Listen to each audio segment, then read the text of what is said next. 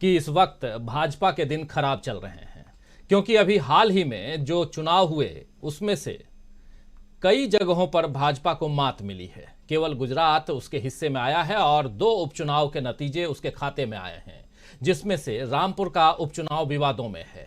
खैर, गुजरात में अपनी जीत को जरूरत से ज्यादा बड़ा दिखाने के लिए बीजेपी ने सारे तामझाम किए और मीडिया ने भी उसका पूरा साथ दिया।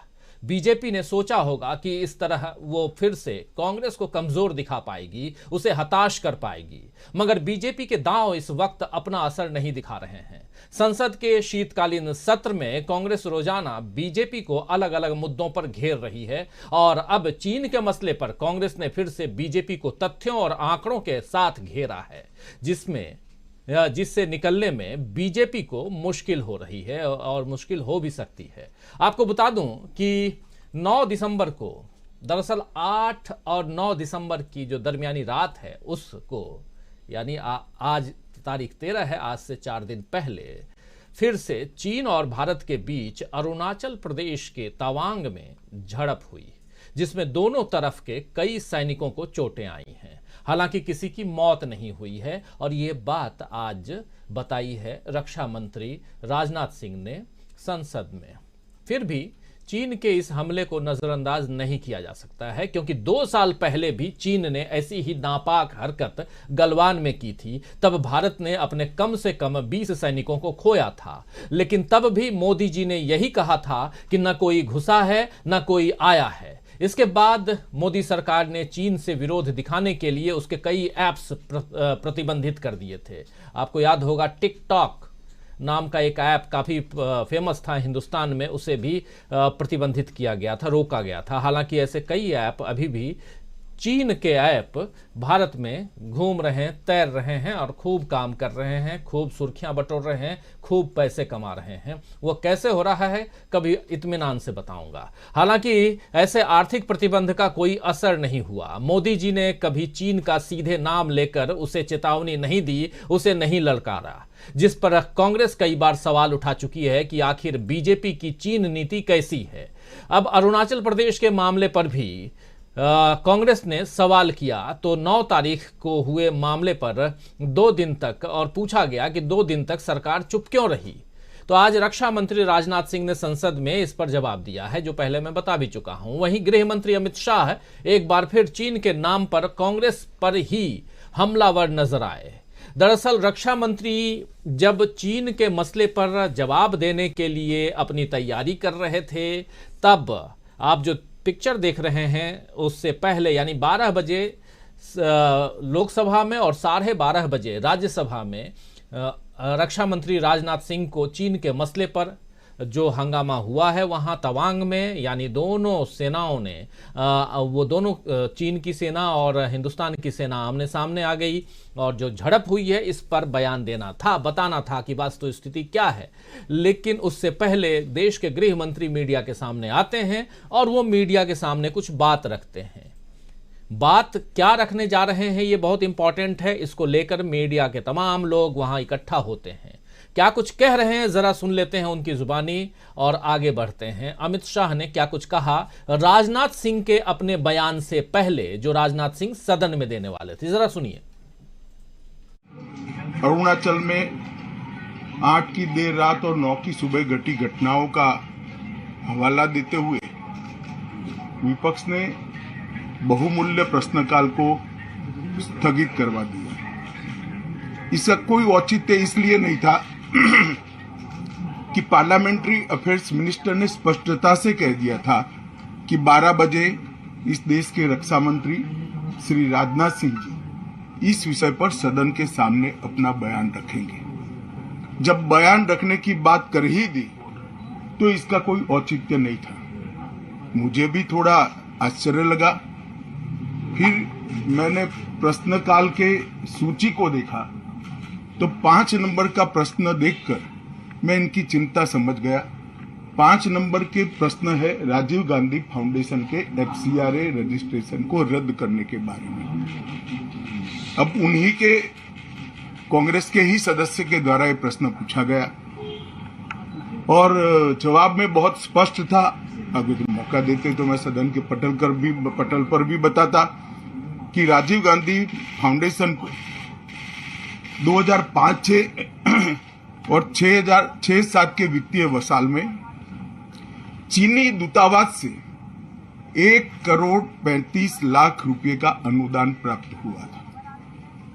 चूंकि एफसीआरए के कानून और उसकी मर्यादाओं के अनुरूप नहीं था, तो नोटिस देकर पूर्णतया कानूनी प्रक्रिया का अनुपालना करते हुए गृह मंत्रालय ने इसका रजिस्ट्रेशन रद्द किया था।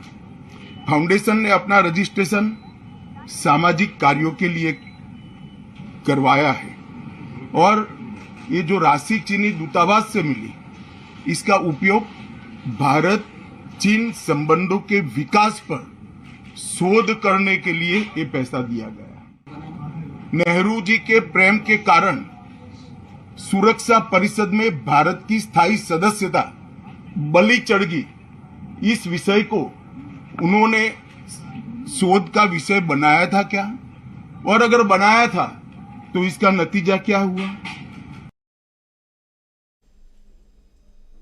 तो सुन रहे थे आप, अमित शाह ने राजीव गांधी फाउंडेशन को चीन से मिली ग्रांट का मुद्दा उठाया है और इसके साथ साथ जबरदस्ती फिर से पंडित नेहरू को कोसने के लिए उन्होंने कहा कि उनके चीन प्रेम के कारण हमें सुरक्षा परिषद की स्थायी सदस्यता नहीं मिली। आपको बता दूं दोस्तों कि व्हाट्सएप यूनिवर्सिटी में पढ़ने और पढ़ाने वाले लोग अक्सर ऐसी ही तथ्यहीन बातें करते हैं। वैसे सुरक्षा परिषद की स्थायी सदस्यता का सच नेहरू जी ने खुद 27 सितंबर 1955 को संसद में बता दिया था कि ऐसा कोई प्रस्ताव औपचारिक या अनौपचारिक तौर पर मिला ही नहीं था। बीजेपी चाहे तो संसद की आर्काइव में इसे देख सकती है, मगर इसकी जगह उसने फिर से कांग्रेस को निशाने पर लिया। लेकिन अब कांग्रेस बदल चुकी है। अब वो पहले की तरह चुपचाप इल्जाम नहीं सहती है, बल्कि तथ्यों के साथ जवाब देती है, और यही आज पवन खेड़ा ने किया है। उन्होंने प्रेस कॉन्फ्रेंस में बीजेपी पर करारा हमला किया है। आइए जरा सुनते हैं। आज गृह मंत्री बड़ी ऊंची ऊंची आवाज में कुछ हम पर आरोप लगा रहे थे। मैं आपको याद दिलाना चाहता हूं कि उन एप्स जिन पर पाबंदी लगाई थी, उनसे भारतीय जनता पार्टी के कितने घनिष्ठ संबंध हैं। यूसी वेब मोबाइल आप नोट करिए, बड़ा महत्वपूर्ण है, क्योंकि भारतीय जनता पार्टी ने 2019 के चुनाव में जिन कंपनियों की सहायता ली थी, उनमें से ये थी यूसी वेब मोबाइल।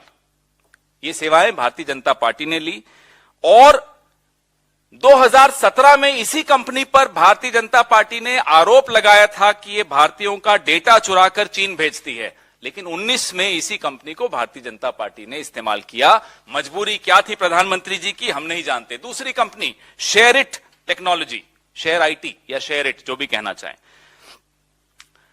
इसी कंपनी पर पाबंदी लगाई कि यह देश की संप्रभुता के लिए खतरा है। यही कंपनी भारतीय जनता पार्टी के चुनाव में पार्टनर बनकर भारत के चुनाव पर प्रभाव डालती है। हम भी पूरी रिसर्च करके बैठे हैं, गृह मंत्री जी को समझना चाहिए। हमारे राजीव गांधी फाउंडेशन के खाते पब्लिक डोमेन में हैं, सबके सामने हैं, कुछ छिपाने की बात नहीं है, सार्वजनिक हैं।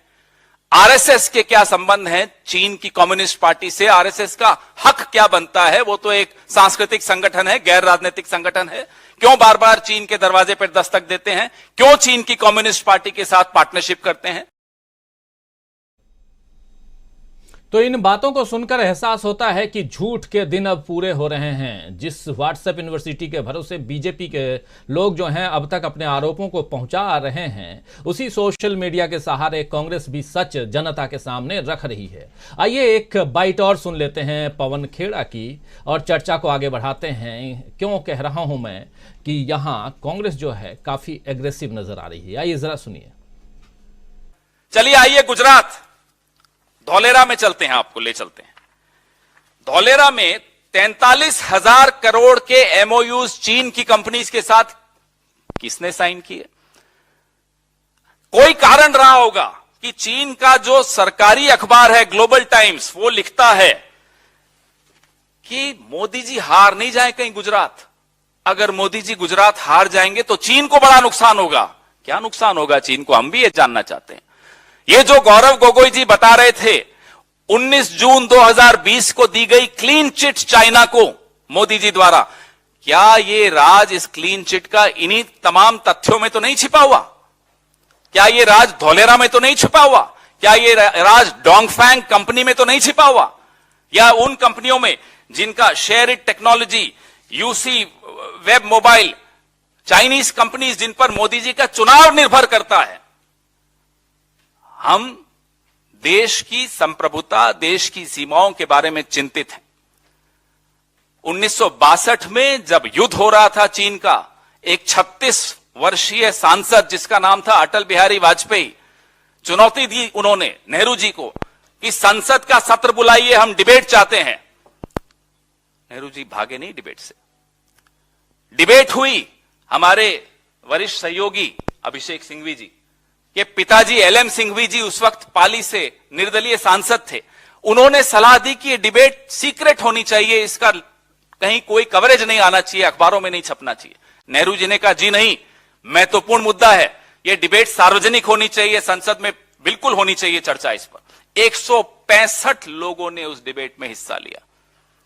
हमारे अपने सांसद महावीर प्रसाद जी, उन्होंने भी निंदा की उस वक्त। नेहरू जी ने सुनी। ये सरकार सवाल पूछ लो तो हम पर सवाल निशान प्रश्न चिन्ह लगाते हैं हमारे पर। अरुणाचल प्रदेश को पूर्ण राज्य का दर्जा कांग्रेस ने दिया, इनकी तरह नहीं कि पिछले साल हम इनको बार बार चेतावनी दे रहे थे कि चीन नाम बदल रहा है अरुणाचल प्रदेश में कई इलाकों के, तो मोदी जी कहते थे नहीं कोई बात नहीं, नाम बदलने से क्या होता है देख लीजिए, अब आप दरवाजे पर दस्तक देने आ गए। तापिर गांव तो आपके एमपी हैं अरुणाचल से। तापिर गांव आपको कहते रहे कि 60-70 किलोमीटर चीन अंदर घुस आया है, आपने कहा नहीं कोई बात नहीं, आने दीजिए। ये क्या राज है? क्यों घबराते हो आप चीन से? क्यों 18 बार आप चीन के राष्ट्रपति से मिलते हो? क्यों आप लाल शॉल ओढ़ के उनके आगे झुककर उनको सलाम करते हो? हम ये सवाल आपसे आज पूछना चाहते हैं। हम पूछना नहीं चाहते थे पहले, लेकिन आपके रवैया देखकर संसद में भी और संसद के बाहर भी आपका रवैया देखकर हम मजबूर होकर ये पूछ रहे हैं कि मजबूरी आपकी क्या है? क्यों आप चुप हो जाते हो चीन के सामने? क्यों आप डर जाते हो चीन के सामने? क्यों देश की सेना का अपमान करते हो आप चीन के सामने? क्यों देश की सीमाओं के साथ आप खिलवाड़ करते हो चीन के सामने? ये सवाल हम पूछेंगे और बार बार पूछेंगे। तो सुन रहे थे आप पवन खेरा को। पहले कांग्रेस के अंदाज आक्रामक नहीं होते थे जैसे आक्रामक अभी हैं, लेकिन अब वो चुप नहीं बैठ रही है। तो आइए दोस्तों, आज समझने की कोशिश करते हैं कि क्या चीन के मसले पर बीजेपी बैकफुट पर है? क्या चीन के नाम पर कांग्रेस के सवालों का जवाब राजीव गांधी फाउंडेशन और नेहरू जी को कोस कर दिया जा सकता है? और सबसे बड़ा सवाल कि क्या भारत जोड़ो यात्रा से कांग्रेस के प्रति बढ़ रहे जनाधार से भाजपा को डर लग रहा है? भाजपा परेशान है? आइए इन सवालों का जवाब ढूंढने की कोशिश करते हैं और हमारे साथ कुछ वरिष्ठ साथी जुड़े हुए हैं, उन सबसे आपका परिचय करवाऊं, आगे बढ़ें। और बहुत महत्वपूर्ण दिन है आज देखिए 4 हमारे साथ इस वक्त जुड़े हुए हैं वरिष्ठ साथी। प्रशांत टंडन जी हमारे साथ हैं। प्रशांत जी आपका स्वागत करता हूं। हमारे साथ धनंजय कुमार जी सीधे मुंबई से जुड़े हुए हैं। धनंजय जी आपका स्वागत है। हमारे साथ प्रेम कुमार जी जुड़े हुए हैं। प्रेम कुमार जी आपका स्वागत करता हूं। हमारे साथ अमलेंदु उपाध्याय जी जुड़े हुए हैं। अमलेंदु जी आपका भी स्वागत है। और स्वागत है आप तमाम दोस्त साथी शुभचिंतक आप सबका जो अब तक जुड़ चुके हैं, जो जुड़ने वाले हैं, आप सबका तहे दिल से इस्तकबाल करता हूं, स्वागत करता हूं। और 8 और 9 तारीख की रात की घटना है, चीन की तवांग घाटी में झड़प वाली घटना, और इसकी सूचना मिलती है 12 तारीख को। आखिर ऐसा क्यों होता है ये भी समझने की कोशिश। लेकिन इससे पहले 2 बाइट्स, 2 नहीं बल्कि 3 बाइट्स 2 लोगों की आपके सामने हमने रखे। पहली बाइट जो है वो अमित शाह, देश के गृह मंत्री, केंद्रीय गृह मंत्री के, और केंद्रीय गृह मंत्री साहब चीन से ज़्यादा बात कर रहे थे राजीव गांधी फाउंडेशन की, चीन से ज़्यादा बात कर रहे थे नेहरू जी की, चीन से ज़्यादा बात कर रहे थे वो कांग्रेस की। लेकिन दूसरी तरफ कांग्रेस का पलटवार बहुत ही सटीक मुद्दों, तथ्यों के आधार पर, और कह रहे हैं कांग्रेस के राष्ट्रीय प्रवक्ता, मीडिया सेल के हेड की यानी पवन खेड़ा, कि हम भी पूरे शोध करके, रिसर्च करके यहाँ बैठे हैं, हवाई बात नहीं कर रहे हैं। चलिए आगे बढ़ें और समझने की कोशिश करें। सबसे पहले आना चाहता हूं, बिछ गई सियासी विसार, खेला जा रहा है सियासी खेल, जारी है वार पलटवार, शह और मात के खेल में बनाई जा रही है रणनीति। कौन पड़ेगा किस पर भारी, ये कभी भी सिर्फ हस्तक्षेप.com पर। अमलेंदु उपाध्याय के साथ